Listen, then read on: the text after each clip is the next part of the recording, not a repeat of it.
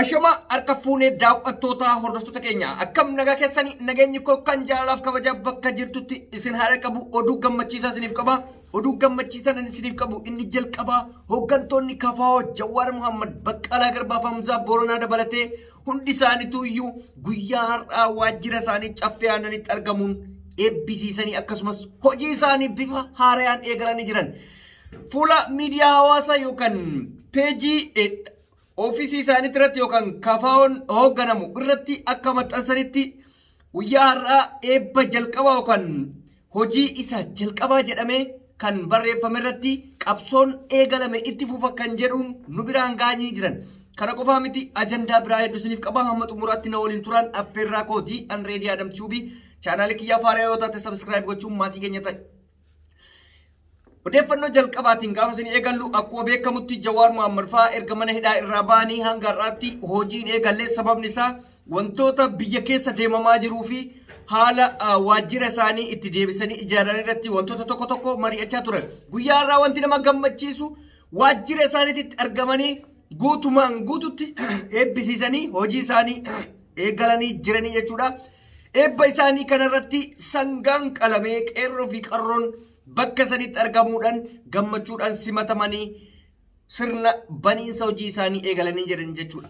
Fuula Feesbuukii KFO yookaan Oromoo Federaal Koongirensii irratti akka maxxansanitti qabsoon amma dura eegalanii jiran kallattiidhaan akka itti fufu nuuf barreessan jechuudha. Kanarratti fuulli isaanii fuula baay'ee nama gammachiisuu fi akkasuma abdii hojiidhaaf qaban akka nutti argisiisamudha. Kana qofaa miti waan isin ajaa'ibsiisu keessaa hooggantoonni ABO manidhaa keessatti baanis akka hidhaa keessaa gadi dhiifaman gaafatanii jiran jechuudha. Dubbii isaanii kan har'aa keessatti fuula miidiyaa isaanii irratti akka maxxansanitti jechuudha. Kanaaf Oromoon hundi keessaniyyuu amma yeroon itti of qopheessitanii gammachuu guddaadhaa Jawaar hojii eegaluun akkasuma Baqqalaa fi Dr. Baraaraa Gudinaas amma dura biyya Ameerikaa ture guyyaa dheengaddaa simannaan taasifamee fi biyya gale jechuudha. Haala baay'ee eegamuun haala baay'ee bareedaa ta'een kan hojii isaaniitti seenan namoonni tokko ilaalcha Jawaar maaf callisee Facebook irratti maaf maxxansine jedhu tokkotu deemamaa jira.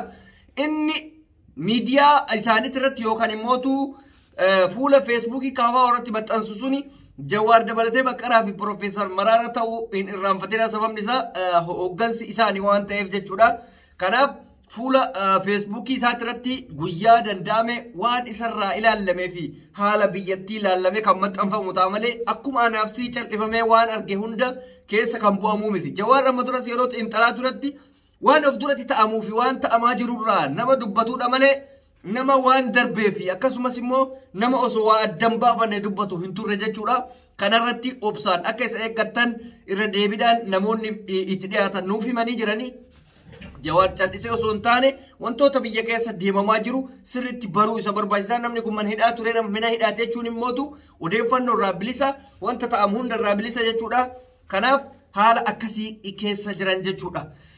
Inni biraa maalinni kanumaan wal qabatee namni akkuma isin beektan Masarat Dhaabaa namni isin hin beekne jiru. Sababa Oromummaatiif hidhamtee iraarfamtee jirti. Akkasumas ammootu yeroo hooggantoota keenya wajjin akka malatti deddeebitee sagalee dhageessaa fi mormii adda addaa gochaa fi turtee nama galata guddaa saba kana biraa qabu. Kana qofaa miti guyyaa aartistuun Gobanaa lubbuudhaan jiru nama siidaa osoo inni lubbuudhaan jiruuf dhaabdeef jechuu hin danda'ama. Keessayyuu nama mana jireenyaa ijaaree fi birrii miiliyoona guddatti lakkaa'amu argitee Oromoo gargaarsee iyyitee osoo inni lubbuun jiru faarsitee osoo inni lubbuun jiru galata oolte fi haakima adda addaa geessitee nama isa yaalaa turteedha.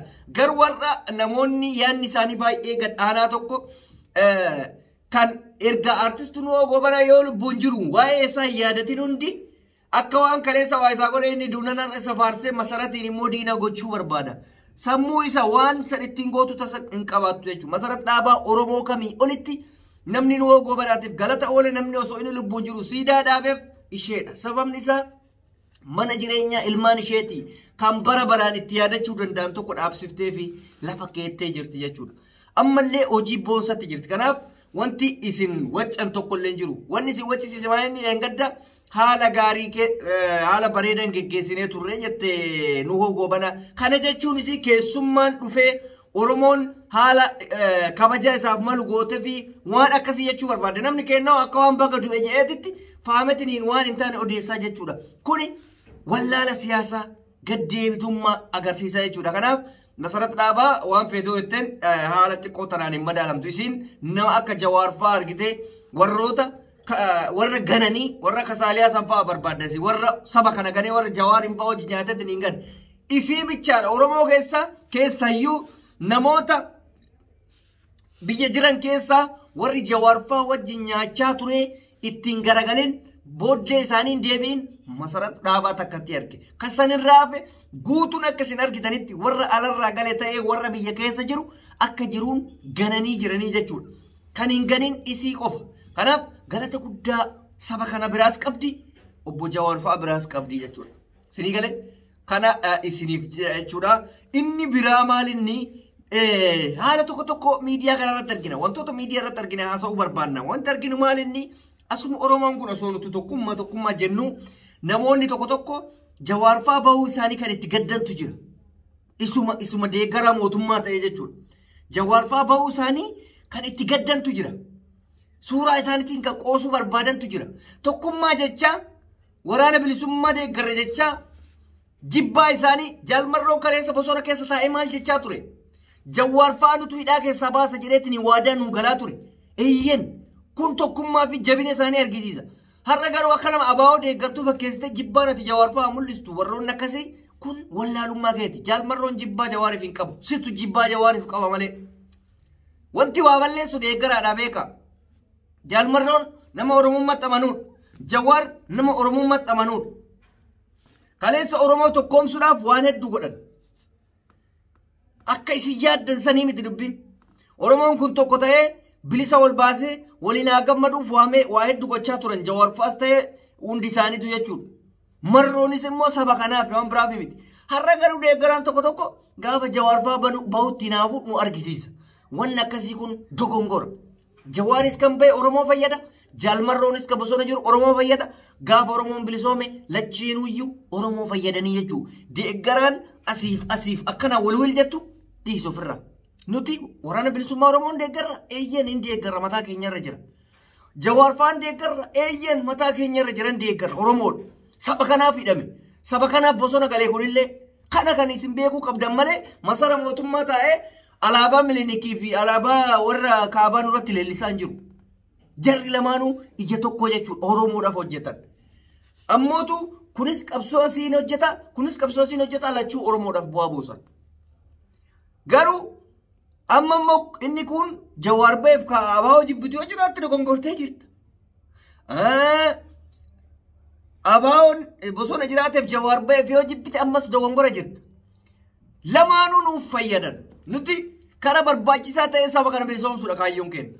Irraa gammadaadha lamaan irraa waraana bilisummaa Oromootu irraa gammadaadha. Jawaar fa'aa irraa gammadaadha. Abdii irraa qaba lameen irraa warra saba kana ganuu hin dandeenye. Moo saba kana haa gatuu barbaadda haa ganuu barbaadda. Sabni saba ganamuu miti. Kanaaf warri deeggartoota ija akkasii warri iji isin dhiige dantaa keessan akka gubattanii jiraatan isin warri iji isin dhiigu hundumattuuyyuu abaawottis ta'e kafaawotti warri iji isin dhiigu bilaasha keessan kisaaraadha yeroo hunda qabsoo miti naaffaadhuma keessa keessanitti jiraataa jechuudha. Kanaaf hooggantoonni keenya nu ba'uun nu boonsee jira sirriitti nu boonsa qabsoon kunis akka jabaatu nu taasisa Oromoon akka tokkoomuuf nu jabeessaa jechuudha. Argite Oromoon haala kanaan tokkooma. Ammoo nama takkaaf wanti inni tokkummaan balleessu hin jiru jechuudha. Kanaaf hooggantoonni kafaa warra gammachuu guddaa nutti mul'isanii fuulli isaanii ifaadha. Sagalee warra hidhameefis ni ta'anii hojii isaanii itti fufanii Jawaar Mohammadis dhiheenyatti xiinxala mataasaa akkasuma miidiyaa hawaasaa irratti as bahee akka dubbatu abdii guddaatu jira. Baay'ee tokko gammadee jira guyyaa irraa keessayyuu waajjira isaaniitti argamanii marii taasisuu marii jalqabaa taasisuu isaaniitti irratti gammachuu natti dhagame asumaan ibsachuun barbaada. Isinis baga gammaddan saba bal'aa qabsoon itti fufa reefu qabsoon ho'iti jechuudha. Akka gaafa duraa abbaan arge ka beekuu fi kan beekne ajandaa waliin laaqusanii miti. Hoogganaan keenya waan bahee jiruuf hoogganaa keenya jala deemnee waan isaan xiinxalanirraa isin biraan geene jechuudha. Egaan daawwattoota hordoftoota keenya kan isin waliin ture Reedii Adam Tuubii. Namoonni chaanaalii keenya faayidaa taatan subscribe gochuun maatii keenya dabalama. Kabajamaa ulfaadhaa qabsoon itti fufaa injifannoon kan uummata Oromooti. Nagaa tanaa tura.